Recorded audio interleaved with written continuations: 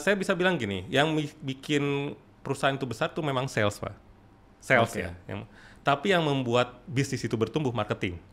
Kebiasaan orang Indonesia pada saat dikasih 1 sampai 5, jawabannya 4, 5, 4, 5. Itu tuh memang jadi satu polemik. Karena kalau kita pengen, misalkan kita lagi nyoba satu produk, kalau dia nggak suka, bilang aja nggak suka, gitu ya Kita mah istilahnya. nggak enakan ya. Karena nggak enakan, jadi kasihnya 4. Itu yang Iya. membedakan sama yang di luar. Di luar itu, minimal kayak orang Singapura gitu ya kan, saya pernah di sana juga, riset di sana juga. Mereka tuh ekstrim. Kalau nggak suka satu aja.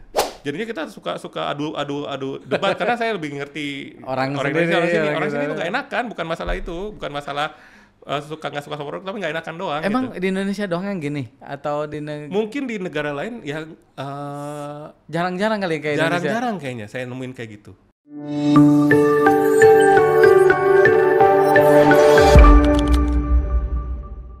Pak Aristo, selamat datang. Terima kasih Kak Ridwan.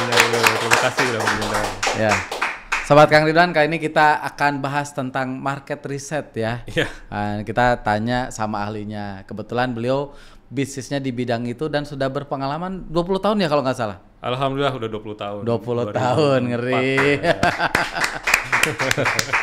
Saya aja bisnis baru berapa tahun ya? 15 tahun. Ini udah 20 tahun nih. Iya, Kayaknya dari beres kuliah udah langsung terjun ya? Langsung 2003 beres kuliah, 2004 masuk. Riset. Langsung masuk. Ya. Dulu kerja di mana? Dulu itu yang pertama namanya riset internasional. Sekarang udah nggak ada. Oke. Dia berevolusi jadi beberapa perusahaan baru. Gitu. Itu pertama kali itu 2004. Terus saya sampai sekarang kira-kira ada 9 perusahaan lah. Semuanya marketing riset semua. Maksudnya 9 perusahaan itu gimana? Oh, Jadi 2004 pindah-pindah pindah tempat. sampai 2024 ini 9 perusahaan yang terakhirnya yang si Clove ini saya bikin sendiri gitu. Kalau Clove sendiri, tapi 9 perusahaan yang lainnya itu kerja. Dan itu semuanya multinasional. Woi, multinasional. Karena memang dulu tuh market research memang agak susah ya, Kang Ridwan ya. Di Indonesia. Di Indonesia.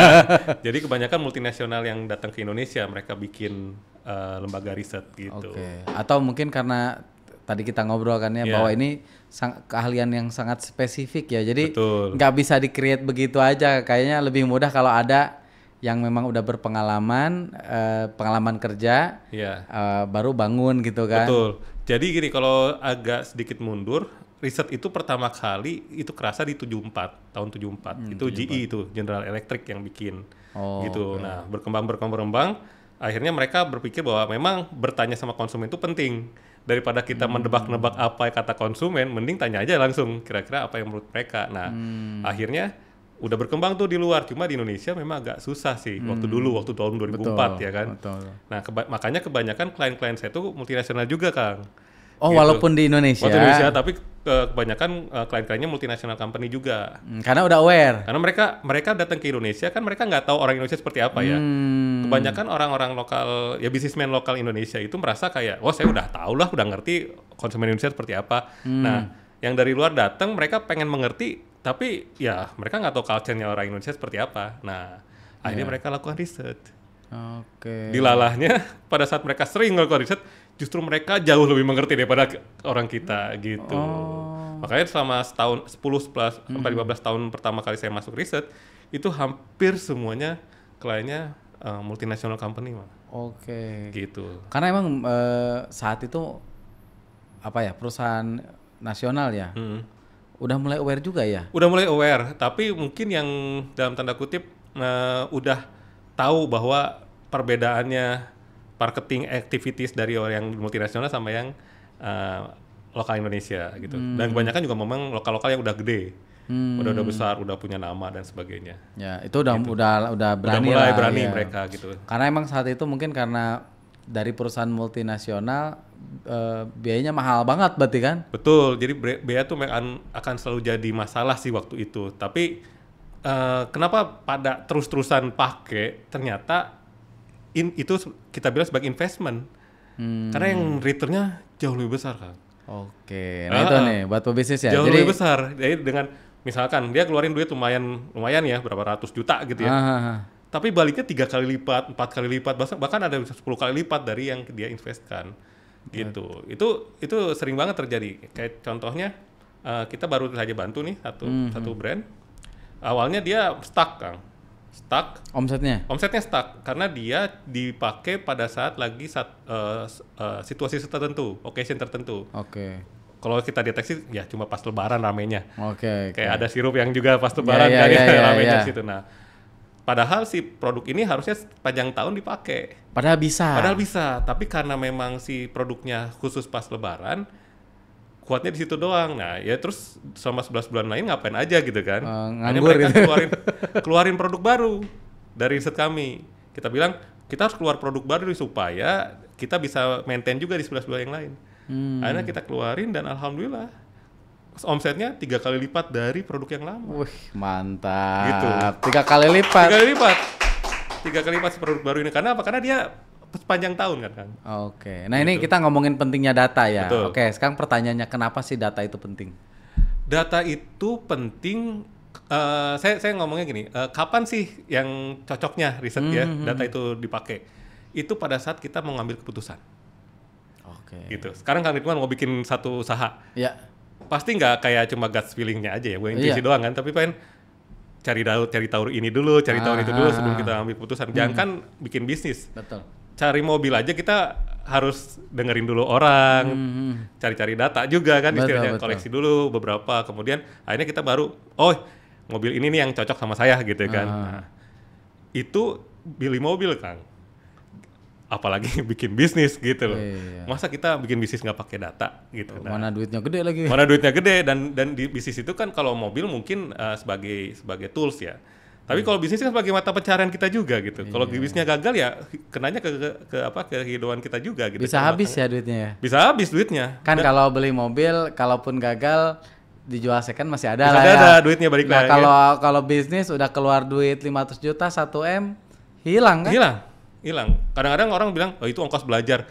Kenapa pakai ongkos belajar? Riset aja gitu kan. Mending belajarnya di riset. Bahkan saya bisa bilang bahwa harga riset nggak setinggi itu juga. Nggak nyampe 10% bahkan. Nggak nyampe 10%.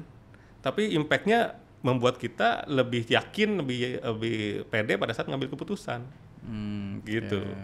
Itu makanya data dibutuhkan di situ sih, Kang. Apalagi ketika bisnis kita sudah berkembang, artinya kan kita ngomongin bisnis ya, kan ada UKM ya, terus ada juga yang udah menengah atas dan sebagainya kan. Kan UKM tuh kan biasanya merasa kecil ya, padahal usaha kecil miliaran. Gitu ya. Ya terlepas daripada itu, artinya ketika perusahaannya udah mulai tumbuh, awareness terhadap riset itu penting ya. Iya. Saya bisa bilang gini, yang bikin perusahaan itu besar tuh memang sales, Pak. Sales ya. Tapi yang membuat bisnis itu bertumbuh marketing. Gitu ya. Bisa membuat bisnis bertumbuh marketing. Nah, pengambilan keputusan di bisnis yang kebanyakan di marketing itu bisa dilakukan riset dulu. Makanya kan bahasanya buat kita tuh market research kan, marketing research. Gitu. Kita mau bikin riset untuk bikin satu strategi marketing yang cocok gitu. Betul. Nah, itu yang penting dan memang pada saat si UMKM dari startup pindah ke scale up itu pasti beberapa hal harus dipikirin mulai sama dia kan. Salah satunya marketing. Nah, salah satu data yang untuk support marketing itu ya si market research ini. Gitu. Tuh. Kan kalau bicara market research kan sekarang udah ada ya, bahkan pakai ChatGPT ada, pakai Google Form gitu ya. Bedanya apa sih? Nah, dengan Clove nih. Ya. Saya sebetulnya itu ada di salah satu modul di buku saya sih. Boleh nanti kita bahas buku ya. Jadi kebetulan waktu tahun 2023 itu saya diundang ke ESOMAR. ESOMAR itu European South of Market Research. Jadi dia tuh global researcher lah, global market researcher sedunia lah istilahnya kayak gitu. Waktu itu datang sekitar 1.000 orang lah. Jadi market researcher di dunia tuh banyak ternyata gitu ya. Ngumpul di situ, semua market researcher mengumpul di sana. Nah, ada 2 topik yang mereka bahas abis-abisan. Satu adalah si Gen Z, yang satu lagi AI. Gitu. Jadi dari tahun 2023 kita udah mendeteksi nih AI bakal ke arah situ tuh gitu ya. Nah, kemudian di hampir setengah dari si ESOMAR itu kan 4 hari ya, cuma 2 hari itu nggak bahas AI terus gitu. Gimana AI ada potensi menggantikan market research secara keseluruhan. Nah, Akhirnya kita bandingkan antara AI dan human, gitu. Jadi ada yang AI lebih baik, ada human lebih baik. Nah, AI baik untuk kita mencari data-data histori, kan. Histori yang lama-lama, yang dulu-dulu, karena mereka kan nyarinya di situ. Tapi kalau ke depan, kayaknya sih jangan sama AI, gitu. Walaupun mungkin dia bisa prediksi, tapi analisis manusia masih lebih baik di situ. Masih dibutuhkan. Masih dibutuhkan. Dan ada 3 hal yang kita mau nggak mau harus nanya ke orang langsung, ke konsumen langsung. Yang pertama adalah feedback. Misalkan Kang Ridwan kan punya bisnis nih, bakery nih. Nanya sama AI, enak nggak roti apa? Nggak roti bisa. nggak bisa. Aja, mana saya tahu, saya belum pernah nyoba gitu. Malah kan. nanya balik, ya balik. maksud Anda yang mana? Kadang-kadang kita suka ngajak berantem kan ya. Iya. Nah, yang kedua adalah opinion. Opinion tuh pada saat saya lihat Amor Cake, wah kelihatannya enak ya gitu. Nah, AI nggak bisa di situ. Nah, yang ketiga adalah decision making process. Nah, padahal decision making process itu penting banget yang kita tahu dari konsumen. Gimana sih prosesnya mereka akhirnya mengambil keputusan. Nah, 3 hal ini AI nggak bisa jawab. Tapi kalau selain itu mungkin bisa dipakai AI, silahkan. Tapi harus hati-hati ya. Harus dengan penuh tanggung jawab lah, jangan langsung ditelan juga gitu. Oh iya, sering salah juga. Sering salah juga iya. soalnya gitu kan. Udah ngomongnya di atas A, keluar lagi B. Makanya. Kok kamu ngomong A kemarin? Oh iya, salah lagi. Salah ngambil sambil ngambil ngambil sumber kan. Nah, gitu. itu mungkin salah ngambil sumber. Makanya, karena sumbernya terlalu banyak. Jadi makanya harus hati-hati sih.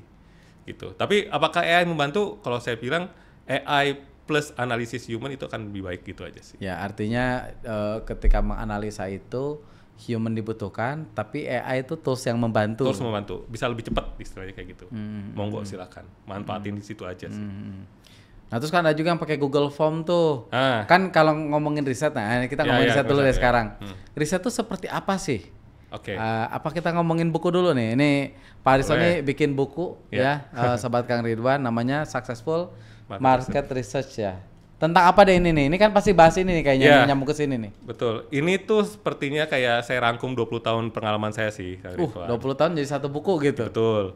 Jadi saya suka ditanya kan, suka waktu di workshop atau di Zoominar gitu. Mas, yang paling bagus buku untuk referensi market research apa? Terus saya bilang, kalau buku-buku lokal kebanyakan memang untuk bikin skripsi atau tesis ya. Jadi teknis banget gitu kan, pakai ANOVA dan sebagainya. Dan ada yang mana umum nggak bisa, nggak paham lah. Mungkin agak sulit ya, agak pelan-pelan lah harus belajar statistik di situ. Nah, buku-buku referensi saya kebanyakan dari luar. Dari luar, karena di sana memang berkembang kan. Nah, terus saya bilang saya kasih lah buku-buku yang dalam tanda kutip berbahasa Inggris gitu kan. Lebih pusing lagi kan ya. Kayaknya sih udah bahasanya jelimet, bahasa Inggris pula gitu kan.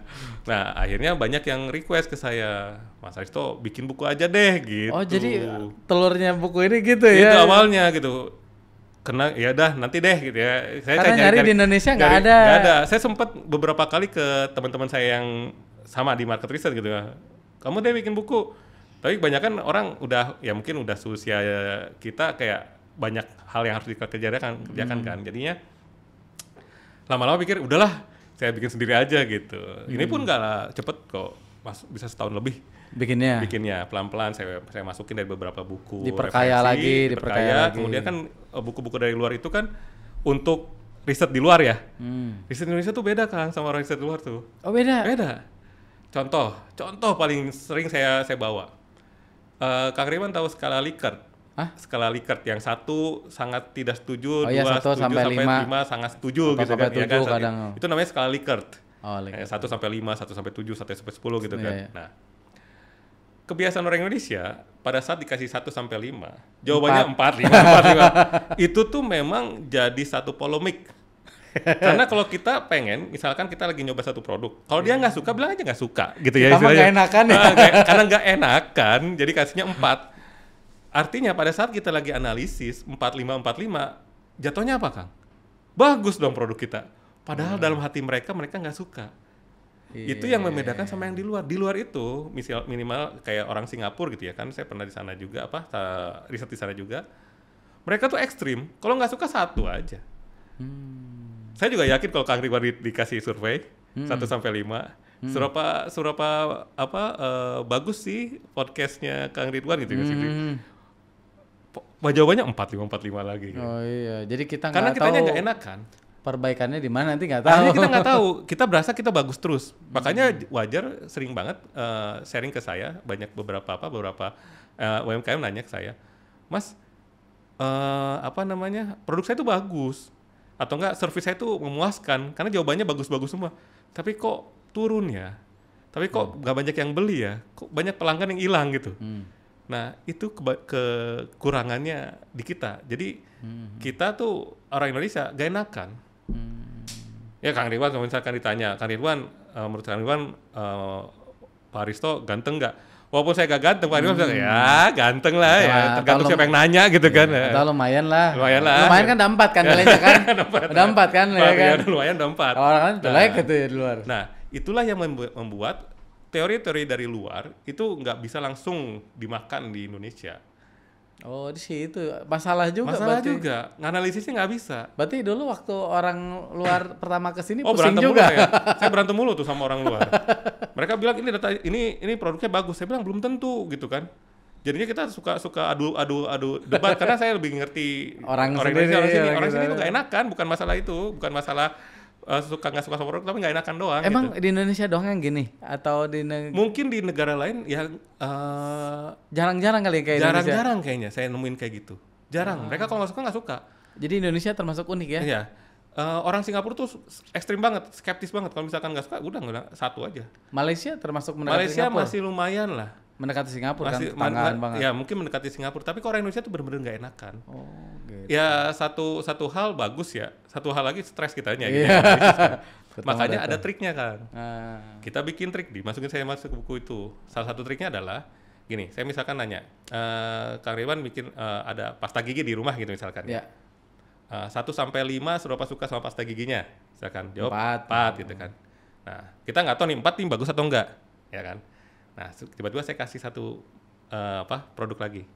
Kang, saya punya satu produk. Pasta giginya suka atau enggak? Terus Kang Ridwan jawab 4 lagi gitu kan. Kita nggak tahu yang mana yang lebih baik gitu. Pertanyaan berikutnya adalah, mana yang lebih baik? Gitu. Kalau pertanyaan kayak makanya kemarin waktu indeks kepuasan presiden tuh. Kan dibilang 80% puas gitu kan istilahnya. Saya bilang wajar, kenapa? Orang Indonesia yang ditanya gitu kan. Gak enakan. Pertanyaan yang paling mempasnya adalah gini harusnya. Lebih puas mana presiden lama atau presiden yang baru gitu. Nah, jadi itu dia baru membedakan. Baru ketahuan. Makanya jadi pertanyaannya nggak bisa berhenti di situ. Walaupun skala Likert kita pakai, tapi kita ada pertanyaan berikutnya. Lebih puas mana yang dulu sama yang sekarang? Nah, di situ kan baru mulai tuh main dia. Itu baru bisa kita analisis gitu. Wah, saya juga baru ngeh ya. Iya. Gak enakan tuh luar biasa ya. Luar biasa. Dan itu triknya menarik juga ya. Jadi kita kasih pertanyaan lain untuk memastikan ada perbedaan ya. Betul. Kecuali kalau dia wah ini sama aja, berarti nilainya sama. Betul. Tapi ketika dia memilih, satu bisa naik, satu bisa turun angkanya. Betul. Jadi yang kita butuhkan sebetulnya pembanding. Karena kalau bilang suka, semua orang Indonesia pasti bilang suka. Suka nggak sama produk? Oh suka gitu. Dan ini pengalaman. Belum minum juga udah suka saya gitu. Iya. Pengalaman ini. Ini kan kerjaannya ngeriset kan? Kerjaannya ngeriset kan? Dan itu terjadi kan? Hampir semua, mau kalangan atas, kalangan bawah, laki-laki, perempuan semua sama. Ya artinya kalau dalam meriset itu perlu hati-hati dalam mengkolek datanya. Ya. Membaca datanya gitu. Baca data dan juga jangan gimana ya? Data itu jangan semuanya langsung dimakan gitu istilahnya. Iya. Pelan-pelan dulu kita lihat. Karena makanya di riset itu kadang-kadang kita nggak cuma lihat dari jawaban mereka, gitu. Tapi juga kita lihat dari kalau misalkan ada videonya atau audionya, kita juga lihat dari tonasinya, dari mimik mukanya, dari gesturnya. Misalkan dia lagi minum, terus mukanya kok kayak apaan nih gitu ya. Tapi gimana Pak? Suka nggak sama produknya? Suka berapa? 1-5? 5 gitu kan. Padahal kita lihat mukanya. Iya, mimiknya nggak suka gitu. Tapi dia jawab 5. Terus menurut Kang Ridwan, kita harus analisis 5-nya atau mimiknya? Mimiknya dong. Makanya. Terus akhirnya gimana caranya buat kita nganalisis kayak gitu? Jadi 2 pertanyaan Kang. satu pertanyaan 1 sampai 5 ditulis 5, satu pertanyaan bagaimana mimik mukanya pada saat menjawab. Itu ada. Ada. Pada saat dia misalkan dia ternyata mimik mukanya ada senyum, terlihat suka, terlihat nggak suka dan sebagainya. Nah itu si interviewer yang menilai. Lingkar terlihat tidak suka, berarti 5 ini 5 tidak suka sebetulnya. Nah yang jadi pertanyaan siapa yang interview kan? Itu. Iya kan, maksudnya gini, kalau saya punya tim nih, saya punya pengetahuan itu karena udah belajar nih hari ini kan gitu. Terus saya suruh tim saya, pengetahuannya kita nggak transfer. Ujungnya dia cuman ngambil data yang tadi itu satu kan, ujungnya kan. Jadi kadang memang kan, saya juga kan kemarin riset pribadi lah misalnya. Yang pakai Google Form lah gitu, yang paling simpel kan. Seberapa, karena dia ada kan pertanyaan di atasnya bahwa dia tuh kan customer loyalnya Amor lah. Terus kita tanya lagi, menurut Anda ada gak masukan untuk Amor?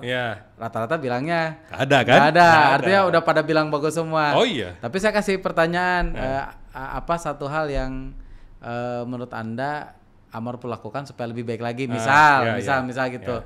Kadang ada pertanyaan yang jawaban yang beda gitu. Nah kalau saya boleh kasih saran, gini. Pada saat ada customer-nya Amor, kita tanya sama dia, selain Amor, dia konsum apa lagi, roti atau bakery? Ada pertanyaan itu ada. Nah, cuman saya nggak bandingin harusnya sekarang. Dibandingkan dengan misalkan roti yang lain gitu, enak mana sama Amor? Tapi mungkin faktor gak enakannya tetap ada. Tetap ada. makanya memang kalau untuk kayak kita kan riset agency yang third party ya, yang terlepas dari si perusahaan. Oh, I see. Kita lebih objektif pada saat ngambil data. I see. Nah, pada saat Kang Ridwan nanya, itu kan mewakili Amor. Iya. Pakai seragam Amor. Enggak sih. Ya misalkan gitu. Mereka tahu ini Amor nih, orang Amor gitu ya. Jadinya pada saat mereka menjawab, mereka kayak enak nih. Apalagi kalau udah dikasih insentif, Pak boleh ya saya isi nanti Bapak ada voucher. Bayangkan, masa udah dikasih voucher ngasihnya jelek gitu kan? Hal-hal kayak gitu tuh pengaruh banget. Makanya biasnya kalau misalkan dilakukan secara internal seperti itu, Kang. Termasuk framing di awal ya, bahwa saya itu adalah konsultan independen. Jadi yang ditanya pun lebih enak keluarnya. Makanya kita selalu bilang sama responden itu adalah tidak ada jawaban benar atau salah.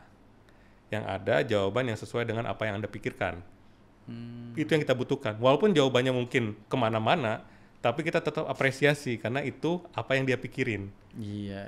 Gitu. Itu yang penting. Itu yang paling penting karena bukan lip service. Bukan lip service. Jadi kita melihat dari sisi itu. Dan kemudian jangan lupa selalu dibandingkan, Kang. Jadi walaupun kita pengen hasil kita bagus gitu ya, kadang-kadang gede nih satisfaction kita gitu. Tetap kita harus tanya, kamu pakai produk bakery apa lagi? Nah, kalau dibandingkan sama produk bakery yang lain itu, kita lebih baik yang mana? It's okay.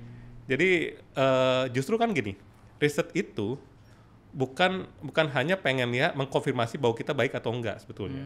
Riset itu sebetulnya kita pengen mendapatkan feedback, ya enggak? Produk kita lebih baik kalau ada feedback, Kang. Kalau misalnya dipuji terus bisa lebih baik nggak? Susah. Kita merasa kita udah siap gitu, udah di level tertentu. Padahal kita tahu ada produk yang lebih baik dari kita. Tapi kita nggak tahu gimana caranya mendekati si produk tersebut gitu. Makanya kalau saya lebih seneng kalau si responden banyak kritikan dibandingkan banyak pujian. Karena kalau pujian, saya bingung ngasih analisisnya seperti apa. Perbaikannya ke arah mana? Karena kita jadinya udah cukup, udah bagus. Situasinya pada saat kita merasa kok kata konsumen bagus, tapi kok penjualan saya nggak naik. Gitu. Mending kritikan. Makanya, misalkan kayak gini, Kang. Misalkan ini mungkin teman-teman juga bisa pakai ya pada saat survei. Nah, ini triknya ya? Triknya gini. Kalau saya nanya, misalkan Kang Ridwan makan salah satu rotinya gitu. Terus saya nanya, ada nama parameternya overall liking. Seberapa kamu suka terhadap roti yang kamu makan? 1 sampai 5 atau 1 sampai 6 gitu kan. Nah, kemudian dia jawab 5 gitu kan. Dari 5 ya? Dari 1 sampai 5 jawab 4 lah gitu ya. Dari 1 sampai 5 jawabnya 4 gitu kan. Nah, terus pertanyaan berikutnya kan, apa yang kamu suka? Oke. Ya kan? Jawab. Nah, pertanyaan berikutnya lagi, apa yang kamu tidak suka? Gitu. Nah, biasanya pertanyaan apa yang kamu tidak suka, itu jawaban tidak adanya tinggi banget. Bisa di atas 80%. Oke. Artinya apa? Artinya feedbacknya nggak dapat kita. Oke. Yang suka dia ngomong, tapi nggak suka dia nggak ngomong. Pengennya kita ada feedback. Pengennya feedback. Okay. Pertanyaan diganti, bukan apa yang kamu tidak suka, tapi kamu kan tadi jawab 4, kenapa nggak jawab 5? I see. Berarti ada sesuatu yang membuat dia menahan supaya nggak jawab 5. Nah, menahan ini. Gapnya apa? Apa yang bikin, harganya nggak pas. Nah, kan saya, oke, ngerti. Kita bertanya, harga berapa yang menurut kamu pas? Ini kayak pertanyaan coaching nih. Bener. Jadi sebetulnya bukan kitanya sulit mendapatkan data, tapi gimana caranya bertanya supaya dapat jawaban yang kita inginkan, gitu loh kan. Jadi kalau misalkan ditanya kenapa kamu jawab 4 nggak jawab 5, kan jawabannya pasti dalam tanda kutip akan jadi feedback buat kita. Betul. Gitu. Justru poin utamanya di situ. Poinnya di situ. Artinya kan semuanya hanya yang terlihat, yang tidak terlihat, yang benar-benar powerful atau aha momennya di situ justru. Jangan di situ. Kan kayak pertanyaan coaching nih, Anda pengen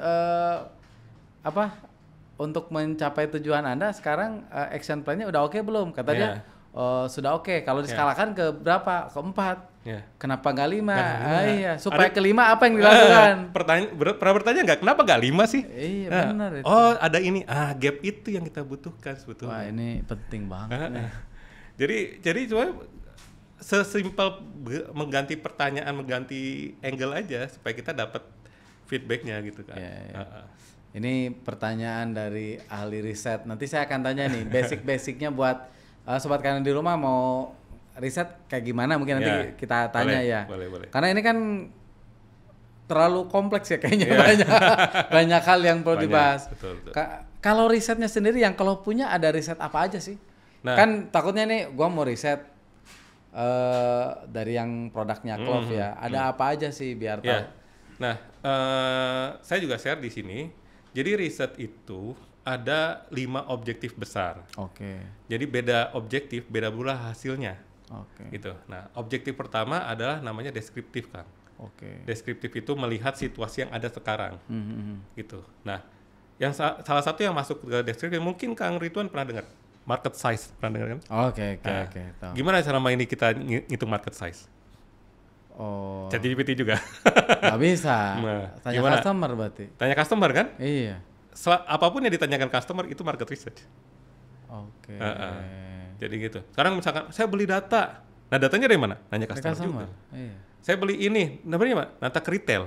Data penjualan itu retail. ada customer kan? Retail juga customer. Ya harus ada customer lah tuh. Kan kita jualan sama customer kan? Nah, market size itu sebetulnya dapatnya dari customer. Market research juga. Bukan dari ChatGPT ditanya market research kita berapa. ChatGPT juga kan ngambil dari website dapat data riset. Customer juga gitu. Nah, salah satu descriptive research ada market size. Atau descriptive research juga adalah kayak segmentasi. Kita mensegmentasi pasar, gitu kan? Itu kan jadi salah satu juga ya, STP kan segmenting, targeting, positioning itu kan memang marketing banget. Nah, ada lagi nggak ada? Ada namanya brand awareness, pernah dengar ya? Benar. Ada top of mind, ada spontaneous, ada added awareness. Nah, itu kita bisa lihat. Jadi berapa persen sih top of mind-nya podcast Kang Ridwan? Berapa persen yang menjawab secara spontan, berapa persen yang menjawab dengan dibantu. Suka ada top brand. Nah itu namanya, top of mind brand. Gitu, itu brand awareness, itu juga deskriptif. Jadi deskriptif itu kita kayak lagi memfoto dari atas. Klik seperti apa sih situasi market sekarang. Berarti cuma baca data dulu. Baca data, nah lihat, dan itu biasanya dipakai untuk hampir semua industri. Kategori apapun butuh descriptive research. Gitu. Ada lagi namanya consumer behavior. Itu juga itu pengen tahu kapan sih biasanya makan roti, di mana belinya, berapa yang dikeluarin harganya, budgetnya berapa. Bahkan yang sampai diikutin ke rumahnya buka HP itu customer behavior. Iya, bisa. Sampai kita ada namanya media behavior. Kita pengen tahu dia tuh bukanya Instagramnya jam berapa, lihatnya apa, berapa kali scrolling gitu tuh kita cek. Itu cek. Bahkan di luar tuh saya tahu misalkan gini. Misalkan pada saat scrolling itu kalau 1,3 detik kita dia tidak ter-engage sama si kontennya, itu dia akan lewat konten kita. Betul. 1,3 detik. Jadi istilahnya kayak sekarang nih, YouTube nih ya. Kang Ridwan masuk ke YouTube kan. Nah, kalau mereka lihat kurang dari 1,3 detik, udah pasti kita nggak akan diklik sama dia. Iya, thumbnailnya nggak menarik, udah langsung lewat gitu. Tapi kalau dia lihat pelan-pelan saat kita bisa menahan dia 1,3 detik, dia akan klik punya kita. Nah, makanya kan kata-kata itu penting banget kan. Iya, thumbnailnya judulnya hook-hooknya bagus banget. Pas sudah diklik juga nggak ngehook nih, skip lagi. Skip lagi, bener. Karena memang hooknya tuh di awal. Sama kalau kita lagi nonton film atau nonton seri, gitu kan. Seru nggak ya gitu ya. Kalau nggak ada reviewnya, kita masuk 5 menit pertama bosen lah. Ya, keluar gitu kan. Hal-hal seperti itu memang penting. Nah, itu ada risetnya. Oke, customer behavior gitu. Nah, itu yang pertama, deskriptif. Yang kedua ada namanya. Oh, itu masih deskriptif itu. Ada 5 kan. Saya pikir udah 3. Oke. Itu masih deskriptif doang. Kalau diurutkan kita ada 26. Waduh, banyak ya. Banyak banget gitu. Ya. Oke, lanjut yang kedua apa? Yang kedua itu namanya investigatif. Oke. Investigatif. Jadi kita misalkan pertanyaan kayak gini, datang investigatif itu biasanya klien datang ke saya berperan sebagai dokter. Nanya dia, Mas, penjualan saya turun. Kenapa ya? Nah, kenapa ya ini berarti kita harus investigasi. Masuk ke dalam. Oh gitu. Yang kita cari siapa, Kang? Kita cari adalah orang-orang yang pernah beli tapi nggak beli lagi. Ya kan? Karena turun itu berarti ada konsumen yang nggak beli lagi kan. Kita cari orang seperti itu, baru kita tanya, kenapa kamu nggak beli lagi? Kenapa kamu pindah ke investigasi? Berarti itu ditanya yang direkam itu ya? Ya, semuanya direkam. Semua direkam? Semua direkam. Supaya kita bisa analisis pelan-pelan kan. Ya, supaya yang kerjanya benar juga. Benar juga, ini benar nggak ngisinya. Nah, investigatif. Ada beberapa itu namanya post-launch evaluation, PLA kalau kita bilang. Investigatif. Yang ketiga, inovatif. Inovatif itu pada saat kita lagi pengen bikin produk baru tapi nggak tahu apa. Oh, kita mau bikin produk baru, bahkan kita juga nggak tahu apa. Pokoknya gua harus inovasi, tapi apa ya gitu. Nah, itu ada risetnya. Ada risetnya juga. Kan misalkan kemarin ada yang bikin produk baru yang saya bilang tadi omsetnya 3 kali lipat. Itu dia pakai inovatif research. Gitu. Nah, yang keempat ada namanya prediktif. Prediktif. Memperkirakan. Itu yang saya sering sharing sama Kang Ridwan juga, pinpoint itu. Dia pengen tahu, saya kalau buka satu cabang di sini, kira-kira ngeprediksi berapa revenue akan kita dapatkan di sini. Saya kliennya beliau juga. Iya, terima kasih ya Ridwan. Bagus, rekomendasi.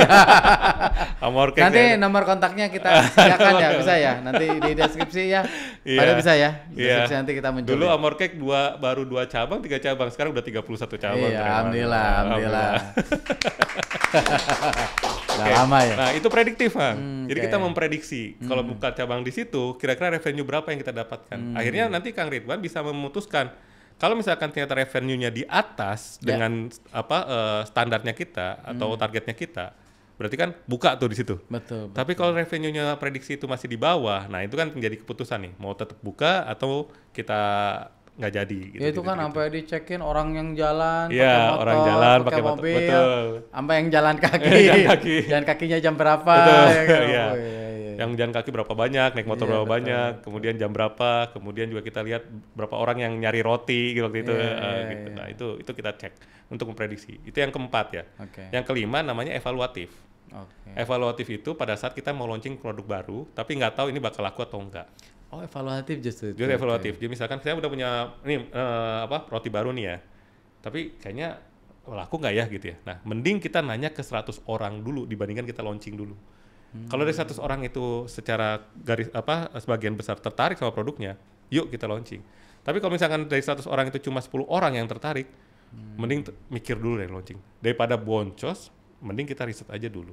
Jadi 5 itu sih, Kang. Ya, karena kan kalau kita ngomongin industri yang sudah menengah ke atas kan, ketika akan launching ya, apalagi produknya udah dibuat, itu kan udah menyediakan SKU bahan bakunya udah siap. Iya, betul. Produksi udah stok mesinnya udah disiapin. Ya, udah satu line gitu kan, berapa satu line gitu. Waduh, pabriknya udah siap nih. Distribusi ke toko-toko. Jadi kalau memang ternyata salah ngambil keputusan, ujungnya ruginya itu seubun-ubun ya. Seubun-ubun, bener banget itu. Bener banget. Saya ya karena mungkin beberapa kali saya membantu klien-klien itu gitu ya, yang punya pabrik gede gitu di Indonesia. Jadinya mengeluarkan satu produk tuh bener-bener hampir pengambilan putusannya harus kuat banget. Oke, gitu. Sekarang kan perusahaan besar gampang lah. Itu kan bicara ngomongin budgetnya juga ada gitu kan. Udah. Tapi kan kita ngomongin dominannya kan UKM. Ya kan? Nah, gimana kalau melihatnya UKM? Apakah banyak atau enggak yang aware dengan itu dan ada nggak sih dari Clove sendiri offering buat mereka? Artinya kan secara budgetnya nggak bisa gede gitu. Betul. Kalau saya lihatnya, jadi kan kita mulai masuk ke UKM itu di tahun 2020-2021 lah ya, pas pandemi gitu. Nah, kemudian kita melihat sebetulnya harga-harga yang kita tawarkan buat UKM itu masih masuk sih sebetulnya. Masih masuk. Artinya nanti kalau masuk tanya nomor kontak aja ya nanti di deskripsi. Masih masuk. Saya bilang ini dengan omset segini mah bisa riset gitu. Cuma memang mereka nggak budgetkan. Mereka nggak anggarkan. Tidak anggarkan dalam budget tahunan. Nah jadinya agak sulit kan buat mereka. Ya gitu tiba-tiba kan. Kayak seolah-olah gede. Padahal kalau dibudgetkan ya masih masuk masih gitu. Masuk gitu. Nah kemudian ditanya lah berapa sih anggarannya gitu kan? Oh di riset juga dong. Di riset juga. Riset juga. Jadi dari beberapa karena kan kita juga megang beberapa bisnis ya, bisnis klien-klien besar juga. Nah, budget marketing itu biasanya 5-10% dari revenue. 5-10%. Kita ambil paling bawah 5% lah. Nah, jadi kalau misalkan mau riset 5% dari marketing, mungkin ambil sekitar 2-3% lah untuk data supaya marketingnya efektif. Sekarang ya teman-teman hitung aja 2%-3% itu berapa? Gede gitu. Tuh dari omset 10M. Kalau misalkan omsetnya 10M 2% tuh berarti sekitar 200 juta kan? 20. Ya 10M 200 juta. 200 juta. Oh gede itu. Bisa beberapa ini ya. Ya kan? Bisa beberapa kan? Betul. Kan Kang Dewan tahu sendiri harganya ya kan ya. Bisa beberapa. Makanya mahal itu saya bilang itu yang omset 10M loh. Itu yang omset 10M doang kan. Gimana yang saya ketemu itu omsetnya udah ratusan M. Oh iya. Gitu. Tapi mereka nanti ngobrol lagi deh kita. Ngobrol lagi. Mereka bilang mahal, saya bilang mahal dari mana? Kamu omsetnya segitu. Bahkan kalau misalkan dibilang 200 juta juga untuk perusahaan-perusahaan besar itu masih standar gitu. Ya artinya kan kalau nanti murah juga gitu. Nanti ada budget, misalnya gini ya, ini kan anggaplah budgetnya 5%. Kan kalau normatif ya udahlah 5% buat diskon dan sebagainya. Nah, ketika dirubah polanya nih dengan adanya riset, bisa jadi riset promo mana yang menarik. Misal contohnya bisa kan? Artinya dengan beberapa riset ini budget 3% pun akan cukup dan bahkan lebih tepat sasaran. Betul. Gitu ya? Iya. Nanti mungkin saya bisa tanya teman-teman di Clove juga ya. Jadi ada satu klien. Jadi dia tuh alhamdulillah Kang, dia terbuka risetnya gitu. Jadi si ownernya memang terbuka riset, cuma dia merasa saya mau nabung dulu deh. Gitu. Saya senang sih dengar kayak itu. Mas, saya nabung dulu deh ya. Nabung dulu, nanti kalau udah duitnya saya mau riset, kata dia gitu. Oh ya silakan, bilang gitu kan. Kadang-kadang juga kita juga open, ya udah bayarnya cicil aja berapa bulan gitu, nggak ada masalah buat kita. Oh bisa dicicil? Bisa. Oh bisa ya dicicil ya. Mas bisa dicicil ya nanti. Dicicil. Nah, emang perusahaan besar nggak nyicil juga kan? Kita termin doang ya. Bukan nyicil, termin kan. Nah, kemudian dia akhirnya riset, terus dia bilang saya ada program, tapi nggak jalan gitu ya, nggak jalan dan nggak works lah ya istilahnya. Akhirnya kita riset, kita lihat, kita tanyain sama konsumen apa sih yang membuat kamu nggak mau beli dengan program ini gitu ya, dengan paket ini. Akhirnya beberapa dia kasih masukan, dan dari masukan itu saya bilang sama ownernya, gini deh kamu bikin program atau paketan makanan seperti ini. Udah nggak usah ngapa-ngapain, gini aja, karena ini yang memang diinginkan sama konsumen. Coba tawarin sekarang. Ini tawarin persis sama apa yang kita ngomongin gitu ya. Ya mungkin desainnya mereka yang bisa lebih jago gitu ya, tapi secara konten sama. Udah gitu jalan 3 bulan, saya ketemu lagi kan ngobrol, Kang gimana hasilnya, udah oke atau belum? Dia bilang, Mas itu program oke banget, karena omset yang tadinya 1 bulan saya dapat, ini bisa 1 minggu. Gitu, berarti 4 kali lipat kan. Cepet. Dan ternyata kalau misalkan saya buka sama tim juga, perubahan kampanyenya itu nggak jauh kan. Cuma diubah angle dikit, orang langsung mau, gitu. Karena tepat. Karena tepat. Dari data. Dari data. Gitu. Jadi waktu itu saya coba sedikit spill aja adalah dari awalnya dia bilang free-nya free nasi. Nah, orang sekarang kan healthy lifestyle-nya lumayan tinggi ya. Nggak mau makan banyak nasi kan. Mereka sukanya yang lain gitu. Nah, saya bilang jangan free nasi, ganti free minum. Minumnya bisa ngambil lagi. Gitu. Diubah kayak gitu. Kenceng banget. Lebih efektif. Cuma itu sebetulnya dan saya pas ownernya bilang terima kasih, saya bilang bukan dari saya, itu konsumen yang ngomong kok. Mas Aristo nggak punya pengetahuan untuk hal itu, saya cuma bisa mengerti apa yang konsumen mau aja, gitu. Nah, angle kayak gitu kan. Jadi sebetulnya nggak ribet riset tuh, selama kita dapetin insight-nya, gitu loh. Itu yang penting. Jangan cuma kayak punya datanya aja, tapi kita gimana caranya mengimplementasikan dari data yang kita punya. Iya, dari data ini kan jadi insight kan. Dari insight, dan betul. itu kalau kita ngomongin data profesional kan diolah sama orang yang udah biasa. Yeah. Kan beda kalau kita mau UKM kan biasanya intuisi business owner. Yeah. Ini datanya gini, kayaknya bacanya ke sini gitu. Cuma kadang-kadang juga saya justru juga mendukung Kang membaca data dengan intuisi. Gitu. I see. Itu gini, kalau misalkan ini anekdot lah dari teman-teman klien kan. Mas Aristo kan tahu strategi banyak perusahaan nih ya. Tahu gimana cara mengembangin perusahaan, kenapa nggak bikin sendiri aja perusahaannya, bener gak Kang? Iya. Kenapa nggak saya bikin bakery juga nih kayak Amorke? Kan saya tahu nih, udah ngobrol sama Kang Ridwan. Saya bilang, saya nggak punya intuisinya. Iya. Intuisi penting Kang. Iya. Saya bukan nggak cocok di air gitu. Nggak cocok di air gitu istilahnya. Itu yang ketahuan kan umurnya. Itu iklan lama banget ya.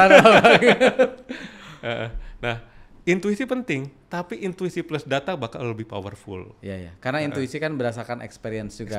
Betul. Nah, experience itu saya nggak punya. Iya. Experience itu saya nggak punya. Akhirnya dengan intuisi plus data. Menjawab, intuisi saya benar, hajar. Kalau intuisi salah, belokin gitu. Iya. Makanya kalau lagi meeting sekarang yang dicari data dulu nih saya juga. Betul. Datanya mana? Data mana? Iya. Pokoknya bandingin data, olah data pokoknya. Betul. Karena kalau klaim aja kita juga nggak tahu kan. Karena gini, misalkan kata Kang Ridwan ini besar, kata saya itu kecil. Selama jadi konsep itu bisa apapun ya kan. Betul. Tinggi atau rendah juga beda persepsi, kan? Persepsi, betul. Nah, kalau dengan data kita jelas. Betul. Misalkan contoh kayak gini, tinggi saya 173 Kang. Iya. Menurut Kang Ridwan itu tinggi atau rendah? Tinggi. Karena saya lebih pendek. Karena ada pembandingnya. Iya. Gitu. Jadinya pada saat saya di antara anak-anak TK, saya tinggi. Tapi kalau saya di antara anak pemain basket, saya pendek. Betul. Nah, akhirnya apa yang kita lakukan? Kita harus membandingkan.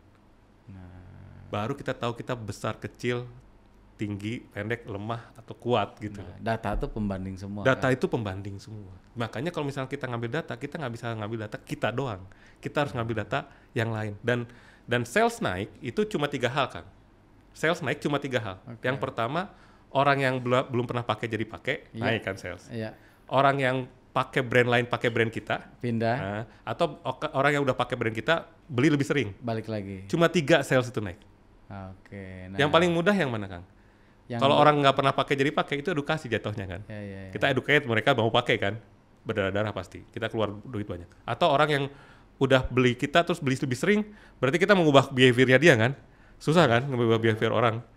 Kita sehari 2 kali sikat gigi, ganti brand jadi 3 kali, nggak juga, tetap 2 kali kan. Nah, yang paling mudah adalah ngambil dari kompetitor. Oh serius? Makanya ini cangnya yang kadang-kadang suka salah. Kita terlalu fokus sama konsumen kita. Padahal harusnya kita cari tahu konsumen kompetitor. Karena mereka yang kita mau bawa ke kita. Iya. Coba. Selama ini pemahaman saya lebih mudah mengelola data konsumen sendiri kan. Tapi berdasarkan riset, kan ini data riset juga kan. Lebih mudah mengambil data customer gimana caranya pindah. Artinya value kita lebih bagus lagi. Betul. Pernah nggak teman-teman atau Kang Ridwan ngeriset kompetitor, konsumennya kompetitor? Iya. Kalau ngeriset komponen kita, mereka udah suka sama produk kita kan? Mereka udah beli sama kita. Jadi istilahnya, kepuasannya itu bukan lagi dari gimana caranya mereka membeli, tapi produknya yang deliver. Betul. Service kita yang deliver. Betul. Tapi marketing itu yang utama adalah gimana caranya menarik orang yang belum pakai produk kita jadi pakai. Iya. Cuman PR-nya kan nge-grab-nya itu ya. Pemain-pemain besar itu gitu, Kang. Jadi kalau misalkan ditanya pemain besar yang dicari siapa? Bukan produknya dia. Kompetitor yang dia cari. Karena kalau produknya dia udah proven di customer-nya sendiri. Iya. Dan pasti jawabannya bagus. Kenapa? Karena dia udah satisfied, Pak. Kalau kita bilang, "Wih, produk kita memuaskan." Iya, memuaskan konsumen kamu, konsumen yang dan saya tanya sama Kang Ridwan, coba jawab jujur. Lebih banyak mana konsumen kita atau konsumen kompetitor? Secara ya kompetitor nggak cuma satu ya? Oh iya, semua kompetitor lah. Kompetitor. Terus kan kenapa kita fokus banyak ribuan. Kenapa kita fokus sama konsumen kita doang? Iya. Sales kita nggak naik dong. Iya. Itu yang kita kalau perusahaan-perusahaan yang udah biasa riset, dia tuh mendalami banget kompetitor tuh kayak gimana. Bisa ya. Namanya competitive intelligence. Kalau bisa ya. Iya bisa. Bukan bisa lagi, memang itu biasanya kita lakukan. Ini kita belakang lah ngobrol ya. Pertanyaan selanjutnya terkait riset ya. Ini kan kita kebanyakan UKM lah. Iya. Kita kalau Clove anggaplah udah mulai untuk perusahaan yang udah bisa mulai membudgetkan. Iya. Tapi untuk perusahaan rintisan ngerintis lah, mungkin omsetnya masih di bawah 1 M, bahkan mungkin di bawah 100 juta. Iya. Kira-kira nih, ini kan di buku ini ada ya? Ada. Bisa dirangkumin nggak dalam waktu singkat? Perlu ngapain aja? Misalnya pakai toolsnya apa? Caranya bacanya gimana? Iya.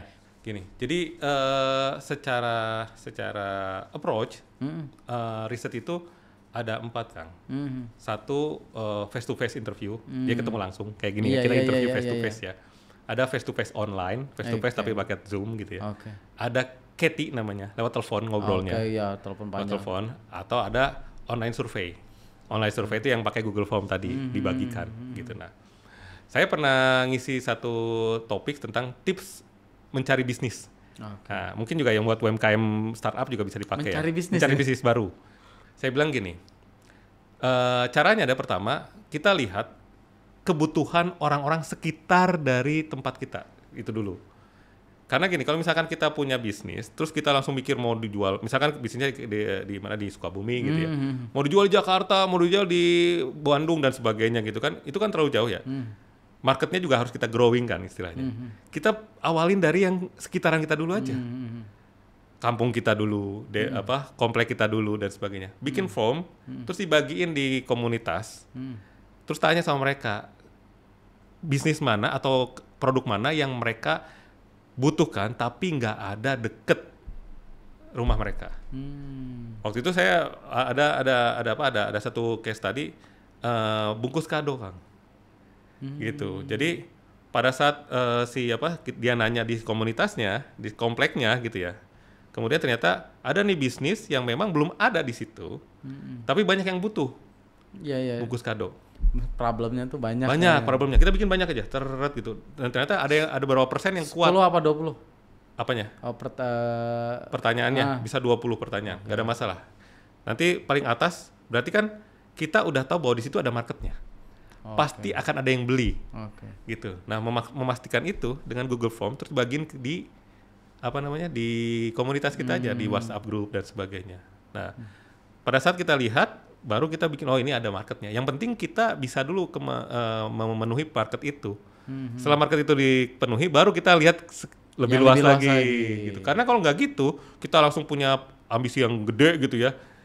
Kita tuh belum tahu situasi marketnya loh, gitu loh. Jangan pakai persepsi kita. Kalau misalnya startup, menurut saya itu yang paling penting. Kita harus tahu marketnya kita dulu. Cara tahu market ya kita tanya lewat Google Form tadi. Understand. Nah, saya baru bikin satu artikel di LinkedIn gitu. Gimana sih caranya understand market dengan cepat? Ternyata ada, Kang. Jadi orang bertransaksi itu karena ada 4 hal yang harus dipenuhi.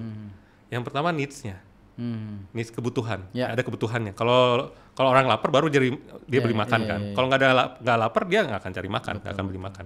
Yang kedua urgency, kapannya. Kalau makannya saat itu laparnya saat itu ya dia harus belinya saat itu. Tapi kalau misalkan dia laparnya mungkin nanti ya dia akan menunda sampai dia laparnya beres gitu ya. Nah itu urgensi. Yang ketiga adalah budget. Kalau misalkan laparnya ada, urgensinya ada tapi budgetnya nggak cukup, pasti dia pilih yang lain, yang budgetnya cukup. Berarti kita harus menyesuaikan budget. Nah yang keempat adalah trust. Trust itu yang si brand itu yang bermain atau si penjualnya yang bermain. Pada saat dia udah punya harganya masuk, tapi dia percaya nggak bahwa produknya bisa nge-deliver, memenuhi kebutuhan dia. Nah jadinya kalau untuk startup untuk ngerti market, 4 ini apa yang ditanya? Kebutuhannya apa? Kemudian urgensinya kapan biasanya mereka konsum? Ketiga mereka budgetnya berapa? Keempat kira-kira brand apa yang mereka pakai atau penjual di mana yang mereka biasa beli? Trustnya sama siapa? Nah itu understand. Nah baru kita menyesuaikan. Marketing kita menyesuaikan. Marketingnya misalnya komunikasinya adalah menghilangkan rasa lapar di saat-saat hujan misalkan gitu kan. Karena ada hasil dari situ. Oh, oke. Berarti dari data-data yang kita tanya ke customer. Kalau misalkan memang karena UMKM baru gitu ya istilahnya, bikin Google Form kan gratis ya. Masih oke kan ya? Masih oke. Sebar di WhatsApp grup aja. Iya, ke teman-teman colekin teman-teman aja. Di Instagram pasang di ini. Tapi memang kalau misalkan teman-teman deket, ya harus hati-hati karena kan mereka tahu siapa yang nyebar ya. Iya. Jadi enakannya masih tinggi ya gitu ya. Nah tapi ya bisa jadi data awal gitu. Nah, tapi kalau misalkan bukan teman-teman kita atau bukan orang dekat kita siapin insentif lah buat kasih reward. Apa sih biasanya insentifnya kayak gitu? Insentif tuh bisa dalam bentuk voucher, bisa dalam bentuk gift barang gitu. Kalau kita biasanya GoPay gitu kan yang bisa kepake aja sehingga orang tuh seneng ngisi survei kita. Ditanya gitu. Juga panjang lebar bisa sejam 2 jam. Kalau insentifnya cocok pasti mau lah mereka cerita. Kasih 1.000 mau lah ya. Oh iya. Ditanya sejam gitu masih oke lah. Kalau kita pernah sampai interview DPR. Anggota Dewan. Wah itu beda lagi insentifnya. Gift-nya beda. Ada pernah gitu. Memang ada. Memang menyesuaikan insentifnya, menyesuaikan. Tapi kalau misalkan untuk awal-awal ya kasih insentif yang sesuai lah, jangan terlalu memberatkan gitu istilahnya. Oke. Gitu. Tapi oke ya, maksudnya dengan menggunakan Google Form, kemudian datanya nanti dipresentasikan. Kalau sekarang yang paling mudah mungkin pakai ChatGPT bisa ya untuk awal. Untuk awal untuk mungkin. UKM yang masih belajar bisnis atau mungkin masih bisnisnya masih startup mulai, masih mungkin ya. Masih mungkin. Dibantu untuk baca gitu. Memang jadi gini. Pada saat kita bersaing di competition gitu ya istilahnya, ChatGPT kan semua orang bisa ya. Jadi kita selalu punya mindset bahwa sesuatu yang gratis itu semua orang bisa beli, bisa ambil. Artinya pada saat kita mau bersaing sama mereka, kita bersaingnya benar-benar sesuai ya sama gitu artinya. Nah pada saat kita punya data yang nggak dimiliki oleh orang lain, berarti kita lebih kan. Nah yang data yang nggak dimiliki apa Kang? Pas kita bertanya langsung sama konsumen kan. Itulah kenapa Kang perusahaan-perusahaan gede itu kenapa dia mau bayar yang lumayan tinggi itu karena dia tahu bahwa data yang mereka punya itu nggak dimiliki sama kompetitor. Itu mereka makanya kalau dengan kami itu ada NDA di awal, non disclosure agreement, di mana data yang kita ambil itu hanya punya dia doang. Iya. Kan kita juga ada dulu kan. Betul. Amor ada kan, semua juga ada. Data yang kami generate buat Amor, saya kasih ke Amor semua. Saya nggak boleh kasih ke yang lain. Nah itu yang membuat Amor lebih tinggi, lebih berbeda dengan competition. Itu sih. Kebaca ya. Kebaca. Nah kalau misalkan teman-teman misalkan gimana ya kalau ChatGPT doang, semakin mudah satu hal, semakin banyak orang yang bisa ngelakuin. Nah makanya mungkin ya kita harus lebih banyak effortnya istilahnya kayak gitu. ChatGPT fine, tapi ada sumber-sumber lain yang kita bisa misalkan ikut workshop, ikut apa dan sebagainya. Kalau misalkan lebih pas lagi adalah tanya ke konsumennya langsung. Iya. Terus kan kayak sekarang juga mungkin Clove juga ada kombinasi ya antara tools ya kan, tools yang dimiliki sekarang. Terus kemampuan interpretasi dari seorang researcher-nya juga, dikombinasi juga pandangan dari AI juga bisa juga ya, dikombinasi itu semua ya. Betul. Jadi di Clove ini kita lagi ngembangin beberapa hal Kang. Jadi kan mungkin kita juga ngerti sih situasinya. Pada saat orang melakukan riset tuh kesulitan utama adalah menganalisis, mengambil data dan juga menganalisis. Akhirnya yang kita lakukan kita punya program namanya riset DIY. Do it yourself. Yang melakukan langsung timnya tapi di guide sama kita. Iya. Misalkan, pertanyaan jangan kayak gini, kayak tadi saya cerita. Pertanyaan diubah kayak gini. Jumlah respondennya jangan cuma segini, tambahin lagi. Tambahin kayak gini. Nah itu, tapi kita guide terus sampai akhirnya dia punya. Kita untuk memastikan bahwa riset itu berhasil. Riset itu memang menjawab objektifnya. Yang kedua, kita juga punya program beres-beres data, Kang.